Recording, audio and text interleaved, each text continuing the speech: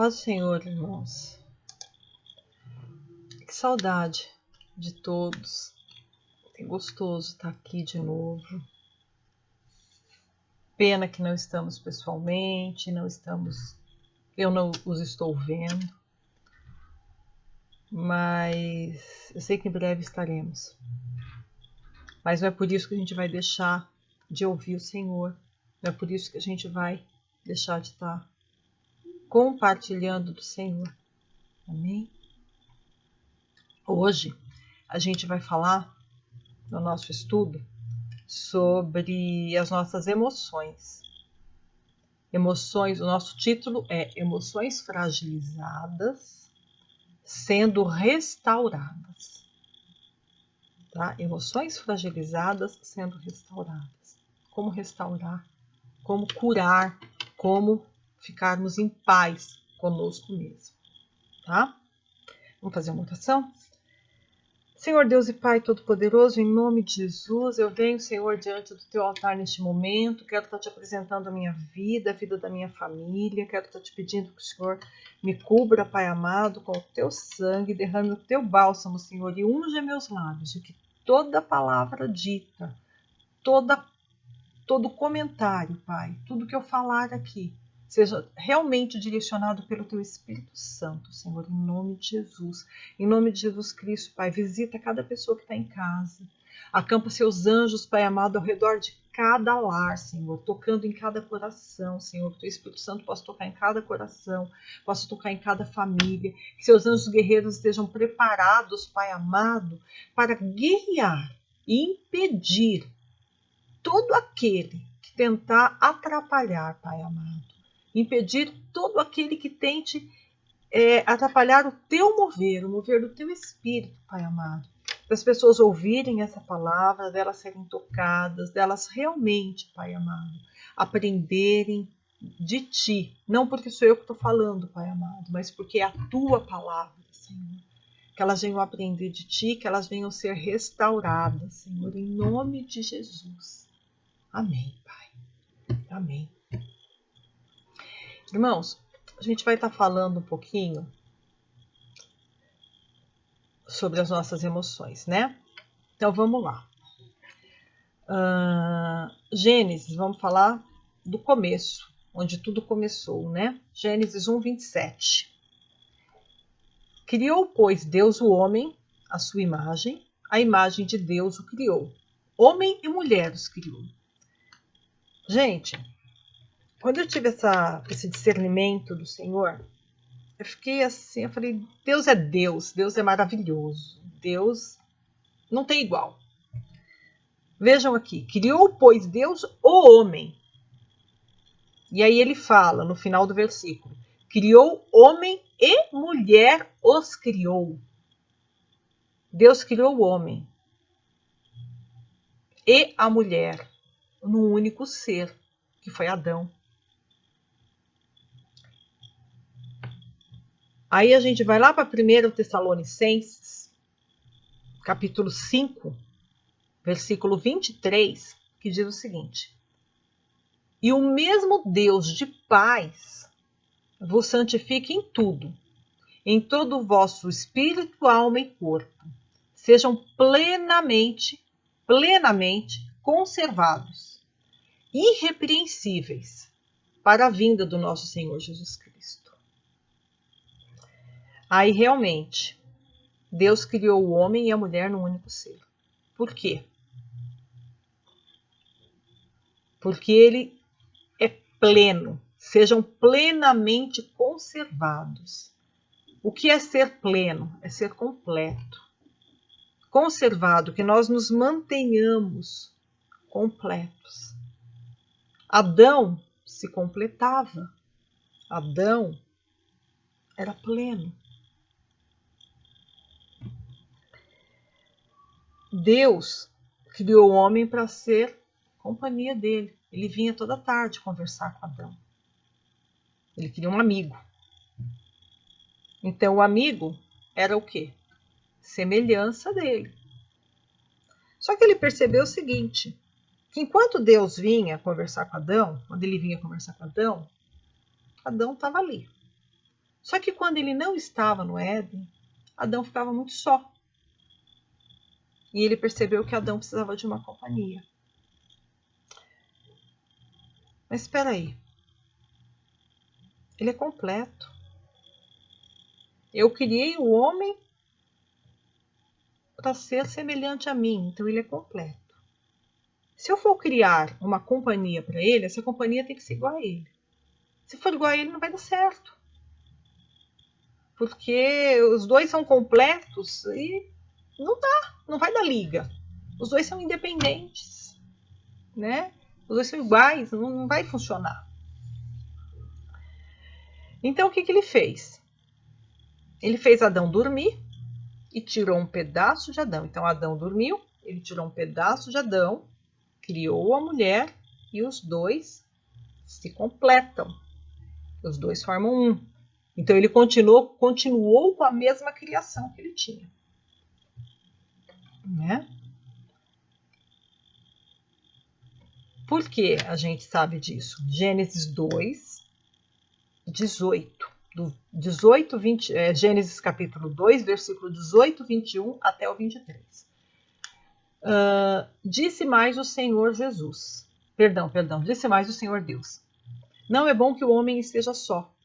Far-lhe-ei uma ajudadora, que lhe seja idônea.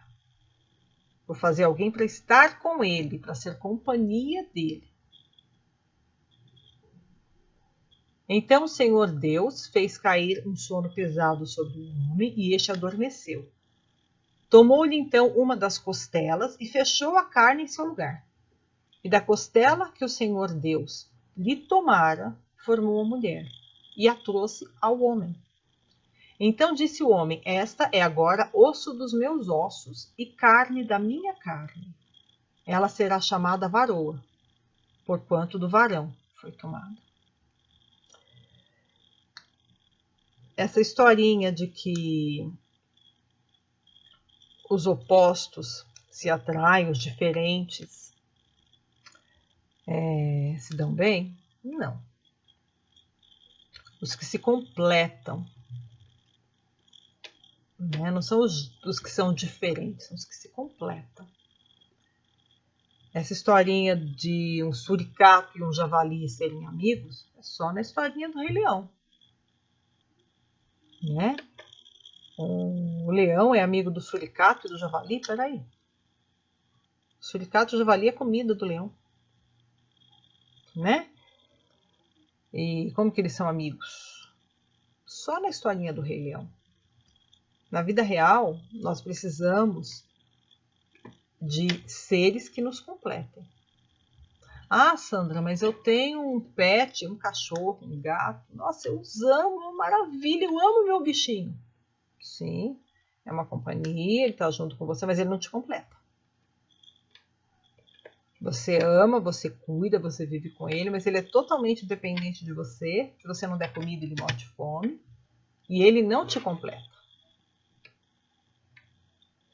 É a carência que nós temos, a necessidade que nós temos de nos sentir útil, que faz com que a gente cuide de um animal. Por que muitas vezes os pais dão animaizinhos para os filhos? Para que os filhos se tornem mais responsáveis. Mais responsável porque está cuidando do animalzinho. Então tem tudo um motivo, é tudo uma troca, não é um complemento. Tá? E Deus foi lá e fez Eva e Adão para se completarem, ou seja, fez um, tirou, fez os dois separados, separou, porém com as características que se completem. E aí a gente voltando lá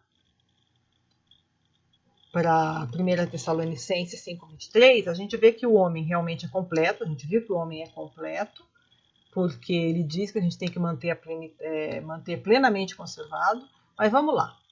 E o mesmo Deus de paz vos santifique em tudo, em todo o vosso espírito, alma e corpo, sejam plenamente conservados e irrepreensíveis para a vinda do Senhor Jesus Cristo.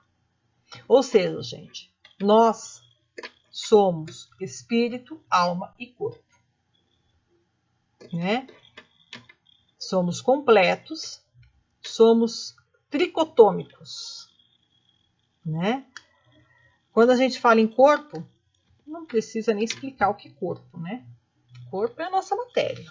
Tá aqui, ó, minha mão, meu corpo, né? É a nossa matéria.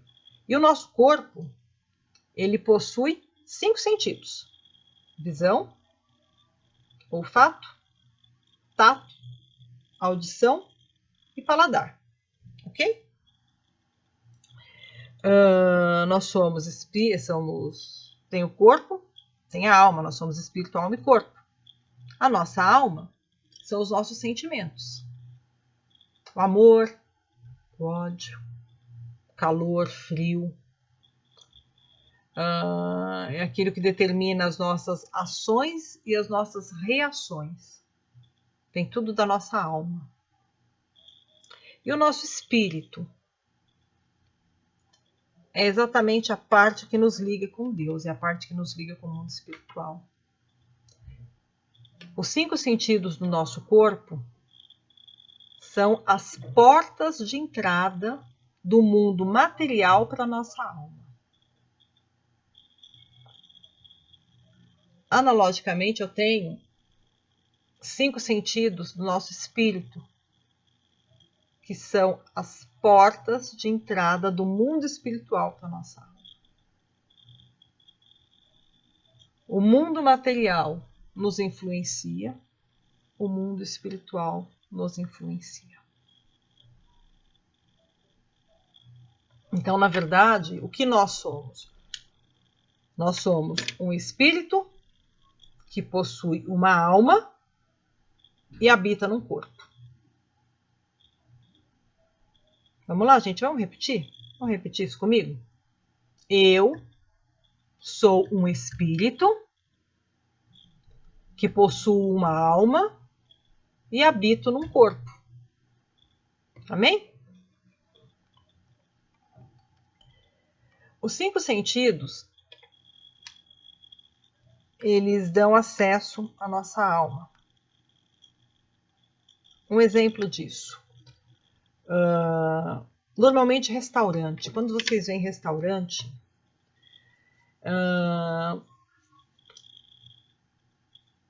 tudo que vem de comida, normalmente tem cores vivas. Vermelho, amarelo, laranja, são cores vivas, cores que estimulam o nosso apetite, né? McDonald's, aquele M vivo, forte, né? Então, tudo que a gente vê relacionado à comida, normalmente tem essas cores vivas. Porque a gente vê, aquilo é processado, e a gente começa a sentir fome, né? Estimula o nosso apetite. Quando a gente sente um cheiro, nossa, você sente um cheiro de pipoca. Que cheiro bom de pipoca, dá vontade de comer pipoca, né? Ou a gente faz uma outra analogia. Cheiro de pipoca. Nossa, pipoca, cheiro de cinema. Mas o que eu vou fazer no cinema? Comer pipoca, né?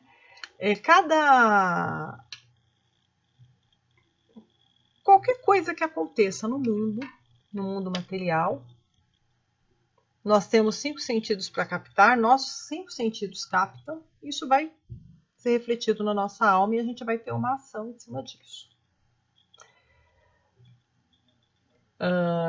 Nós éramos semelhança do Senhor, né? Nós fomos criados semelhança do Senhor. Só que aí teve a queda do homem, né? E Satanás, para derrubar o homem, ele usou os 5 sentidos. Satanás se fez matéria, veio em forma de serpente, e através da serpente, enquanto mundo material, ele usou os 5 sentidos e entrou na alma de Eva, né? Lá no capítulo 3 de Gênesis, no versículo 3 a 6. Mas o fruto da árvore que está no meio do jardim, disse Deus, não comereis dele, nem nem nele tocareis, para que não morrais. E aí a serpente disse para a mulher: certamente não morrereis, porque Deus sabe que no dia em que comerdes do fruto, vossos olhos se abrirão. Sereis como Deus, conhecendo o bem e o mal. Então, vendo a mulher que aquela árvore era boa para se comer e agradável aos olhos e desejável para dar entendimento, tomou o seu fruto, comeu e deu ao seu marido. E ele também comeu.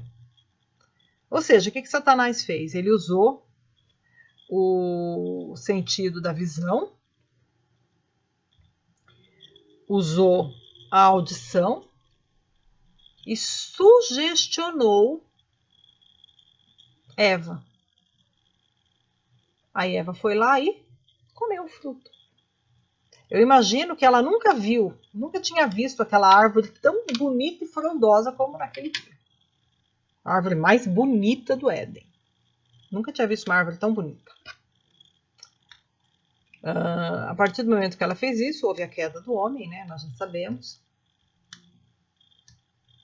E aí a nossa alma começou a ser fragilizada pelas ações, né? Porque aí nós começamos a ter entendimento. Alguns exemplos bíblicos que nós temos disso. A gente vai falar exemplos da nossa vida, nossa, tem um monte, né? Mas vamos para os exemplos bíblicos, que é a nossa base. Êxodo 3:11.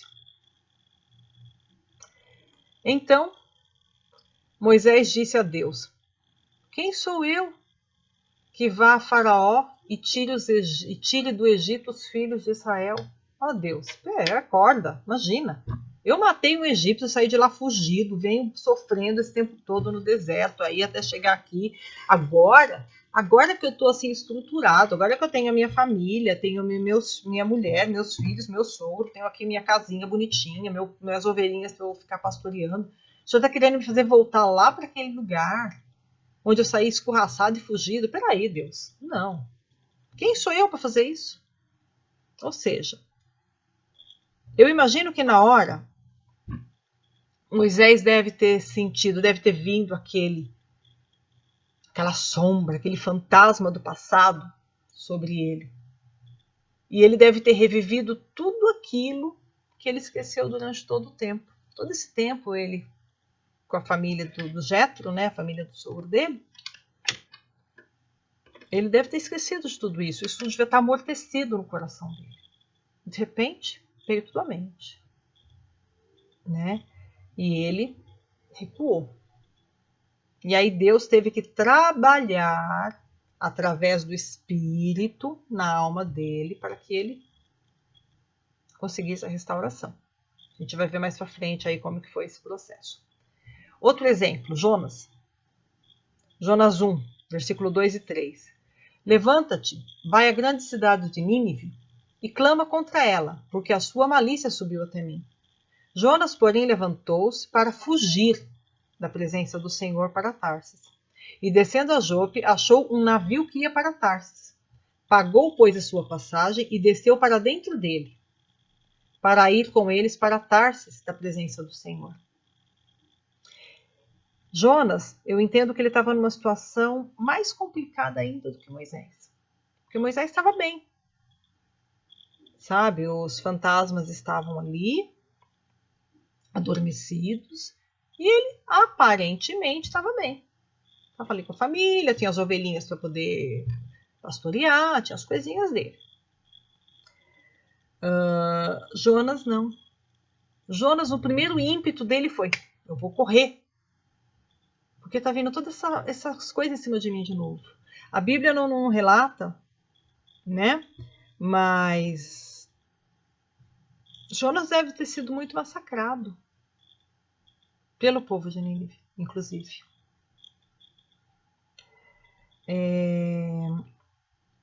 Muitas marcas, né? Ou o povo de Nínive fez ele lembrar, a fala de Deus fez ele lembrar de muitas coisas. E ele já estava numa situação difícil, ele estava com as emoções dele totalmente abaladas, Porque ele nem falou nada, ele nem questionou, ele simplesmente fugiu. E aqui no texto fala, desceu para dentro dele, desceu para dentro do navio. Desceu para dentro do navio. Eu fico imaginando que ele entrou, ele foi lá para baixo, no mais fundo que ele tinha dentro do navio, e se amofinou lá dentro, ficou lá, escondido. Porque no versículo 6, quando Deus mandou toda a tempestade, que foram procurar todo mundo, né? O mestre do navio chegou lá no versículo 6 e falou: que estás fazendo, ó tu que dormes? Levanta-te, clama ao teu Deus. Talvez assim ele se lembre de nós para que não pereçamos. Ele estava dormindo. Ele estava ali amofinado. E na hora que ele foi acordado, ele só falou: me joga no mar que tudo isso se acaba. Ou seja, eu morro, acabou tudo, não vai ter mais nada. Porque ele achou que ele ia se jogar no mar e ele ia se salvar numa tempestade daquela? Não, claro que não. E do jeito que ele estava atemorizado, ele achou que... Será que ele parou para pensar que Deus ia parar a tempestade? E que a tempestade era toda por causa dele? Não sei se ele teve tempo de raciocinar tudo isso. Ele estava com o coração, sabe, contrito, ele estava com medo. E nós sabemos que quando nós estamos encurralados, quando nós estamos com medo, nós não pensamos com a razão, nós não pensamos com o Espírito de Deus. A tendência do ser humano é pensar exatamente como a ação fragilizada que ele está. Então ele falou, não, eu já vou, me joga no mar, eu já morro, pronto, resolve todo o problema. Vocês não estão tirando o peso do navio para o navio conseguir não afundar? Então, tira aí, eu sou pesado mesmo, me joga fora. Assim eu morro e acaba tudo. Então eu entendo que Jonas fugiu, não era porque ele era covarde, porque para lutar e restaurar nossas emoções, gente, nós temos que ser muito corajosos. Temos que entregar muito na mão de Deus. A palavra diz que a gente derruba um leão por dia. É verdade. É um leão por dia.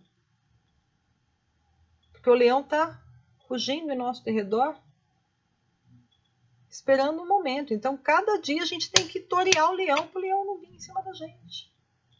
Ele está esperando uma brechinha, a gente tem que estar ali toreando o tempo inteiro. E numa situação de temor, numa situação dessa, com certeza, ele não estava pensando racionalmente.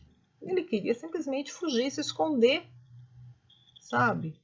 E quando uma pessoa está numa característica depressiva, ela chega ao ponto de pedir a morte. Foi o que o Jonas não pediu declaradamente agora, mas ele vai pedir mais pra frente, né? Então a gente tem aí dois personagens que estão feridos, com a alma ferida, com o espírito, com as emoções feridas, né? E aí o que acontece? Lamentações 5:21 diz assim: converte-nos a ti, Senhor, e seremos convertidos. Renova-nos os nossos dias como dantes. Senhor, nos restaura para que a gente seja como Adão lá no Éden, antes da queda dele, porque nós nascemos para ser como ele. Nós nascemos para ser exatamente como o Senhor, como o Senhor nos criou. Restaura-nos. E a gente precisa voltar para o Senhor. E como a gente volta para o Senhor? Como a gente pode ser restaurado? Como as nossas emoções podem ser restauradas? Hebreus 4. Esse eu quero que os irmãos abram. Vamos lá. Vou até esperar um pouquinho para os irmãos abrirem e vamos ler junto. Vamos ler junto. Hebreus, capítulo 4. Vamos lá, deixa eu tomar uma aguinha.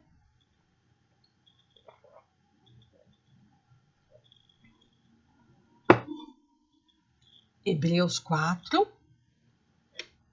versículo 12. Vamos lá?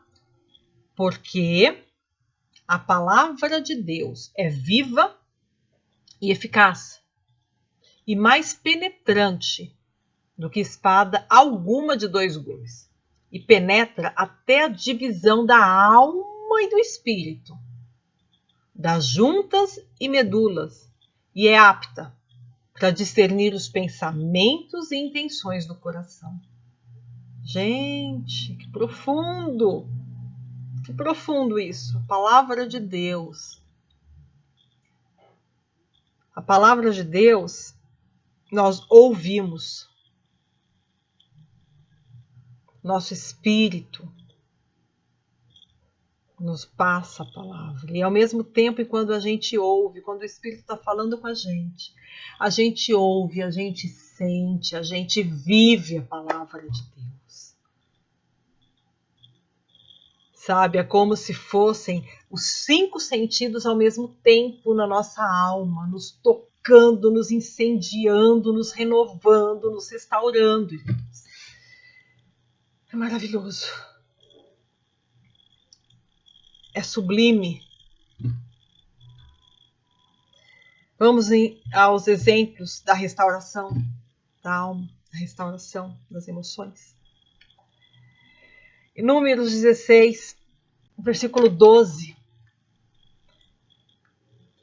Então, Moisés mandou chamar a Datã e a Abirão, filhos de Eliabe. Eles, porém, responderam: não subiremos.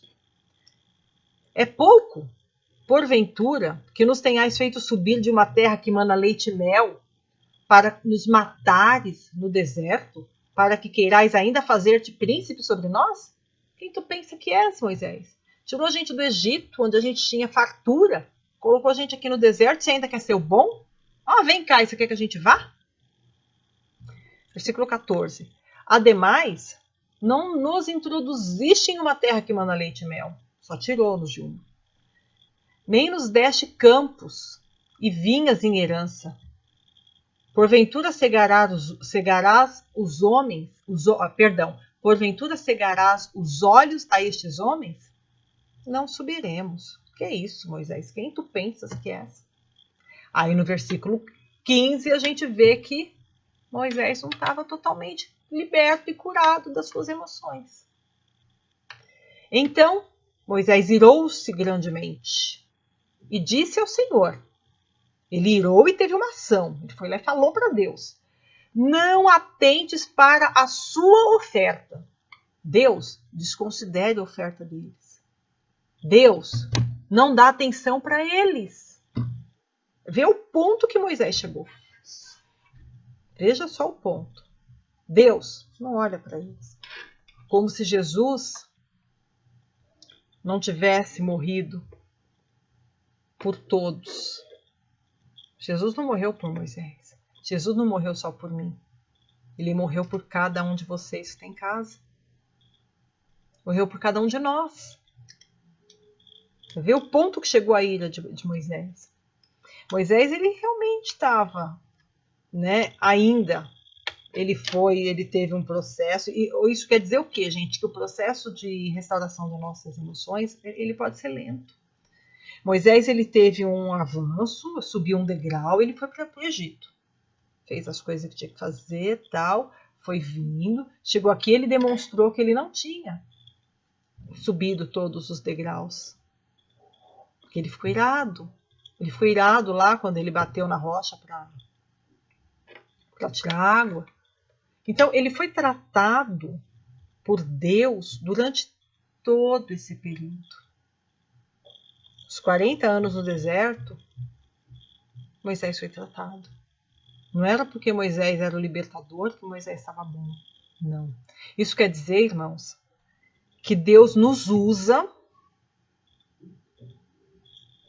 para nos tratar. Olha que bárbaro, olha que maravilha isso. Ele nos usa para abençoar o teu povo, nos usa para fazer a tua obra, nos usa para abençoar pessoas, nos usa para resgatar almas e ao mesmo tempo ele nos trata. Ao mesmo tempo ele cuida da gente, ao mesmo tempo ele restaura as nossas emoções, ele limpa a nossa mente. Vejam que maravilha isso, gente. Deus é Deus, não tem, sabe, não tem outro. Sabe, quantas vezes nós ainda chegamos e falamos, não, fulano não pode fazer a obra, porque fulano tem isso de problema. Aí a gente faz que nem Moisés. Aí a gente mostra que nós também temos problema. Difícil, né? Quando a gente aponta o dedo e julga. Outro exemplo de restauração, de tratamento, Jonas. Aliás, Moisés a gente sabe que foi restaurado, né? Tem todo o processo, a gente viu a restauração de Moisés, né? Agora Jonas. Jonas, ele precisou deixar as emoções dele serem restauradas. Ele foi para Nínive, ele cumpriu a missão dele em Nínive. E chegou no momento, ele foi atacado novamente, né? Porque quando ele viu que o povo foi absolvido, ele ficou irado. E aí ele fugiu de novo, né? E aí ele foi lá, ficou lá abandonado, largado. Deus plantou uma árvore, uma boboreira.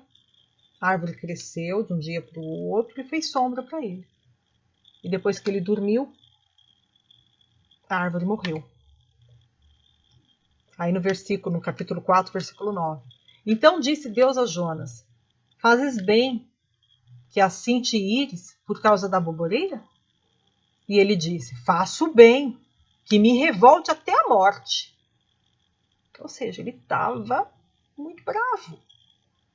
Como Deus? Você vai lá, liberta o povo, deixa o povo de Nínive absolvido de tudo. Aí eu vim para cá, você me dá uma árvore, a árvore que eu tinha aqui para ficar aqui, lá, aquele povo que fez aquele monte de coisa errada, você absolveu. Eu tô aqui, a única árvore que eu tinha para fazer sombra para mim, você mata, Deus. Que negócio é esse? Vamos combinar, né? Que coisa é essa? E aí Deus fala para ele no versículo 11. E não hei eu de ter compaixão da grande cidade de Nínive, em que estão mais de 120 mil pessoas que não sabem discernir entre a sua mão direita e a sua mão esquerda, e muitos animais. Ou seja, você tem dó da boboreira, que é uma árvore, e eu com mais de 120 mil pessoas que não sabem discernir da sua mão direita ou sua mão esquerda, ou seja, que estão com emoções feridas. 120 mil pessoas que estão com problemas emocionais também. Porque não estão com a alma aberta para os sentidos do espírito para serem libertos. Então eu não vou me preocupar com eles? Você se preocupa com a árvore e eu não vou me preocupar com eles? Espera aí, Jonas. Vamos combinar nós, né? E aí Jonas passa por um processo com Deus de restauração de alma, restauração das suas emoções. A palavra de Deus, gente, diz o seguinte: não sedes conformados com este mundo, mas sedes transformados pela renovação do vosso entendimento, para que experimenteis qual seja a boa, agradável e perfeita vontade de Deus. Voltem ao Éden, se restaurem, permitam que eu restaure vocês para que vocês sejam novos, lavados e remidos, assim como eu construí o homem. Para que vocês possam experimentar a minha perfeita e agradável vontade. Oh Deus, Deus maravilhoso. Vamos lá, irmãos, repitam comigo. Eu sou um espírito, tenho uma alma que habita num corpo. Meu espírito é alimentado pelo Espírito Santo de Deus, que alimenta a minha alma e direciona as minhas ações através do meu corpo. Aleluia. Glória a Deus. Tem muito mais para a gente conversar sobre isso, muito muito mais conversa, muitos mais exemplos bíblicos, muito mais personagens, tem muito mais coisa para a gente falar sobre esse assunto. Por hoje a gente vai estar terminando.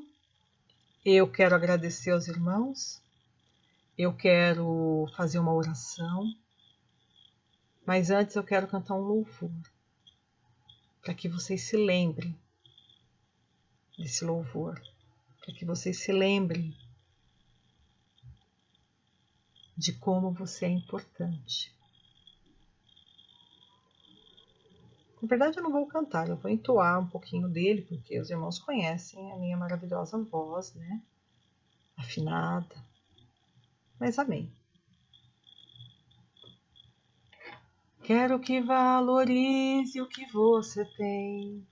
Você é um ser, você é alguém tão importante para Deus. Chega de ficar sofrendo angústia e dor neste seu complexo inferior, dizendo às vezes que não é ninguém. Eu venho falar do valor que você tem. Eu venho falar do valor que você tem. Ele está em você, o Espírito Santo se move em você, fazendo gemidos inexprimíveis. Aí você pode então perceber que para ele há algo importante em você, muito importante, você é muito importante para Deus. Por isso levante e cante, exalte ao Senhor.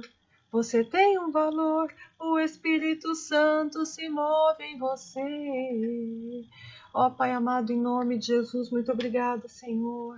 Obrigada, Deus, Pai Todo-Poderoso, porque o Espírito Santo de Deus se move sobre nossas vidas, se move em nós, toca em nossa alma. Nos restaura, nos renova, nos refrigera. Em nome de Jesus, Pai Todo-Poderoso, que cada pessoa, Pai, em casa possa ter ouvido essa palavra. Que cada pessoa, Pai amado, no carro, que cada pessoa em qualquer momento que venha, Pai amado, assistir esse vídeo. Venha, Pai amado, sentir a Tua presença. Venha, Pai amado, se abrir para você, Pai, se abrir para Ti. Ter, Pai amado, a sua alma, Pai amado, direcionada ao Teu Espírito, Pai. Em nome de Jesus Cristo, Pai amado, que o véu seja rasgado e o Espírito Santo possa tocar no espírito de cada um e que os sentidos do Espírito venham acessar a alma, trazendo libertação, trazendo cura, trazendo renovo, trazendo restauração, Senhor, em o nome de Jesus. Amém.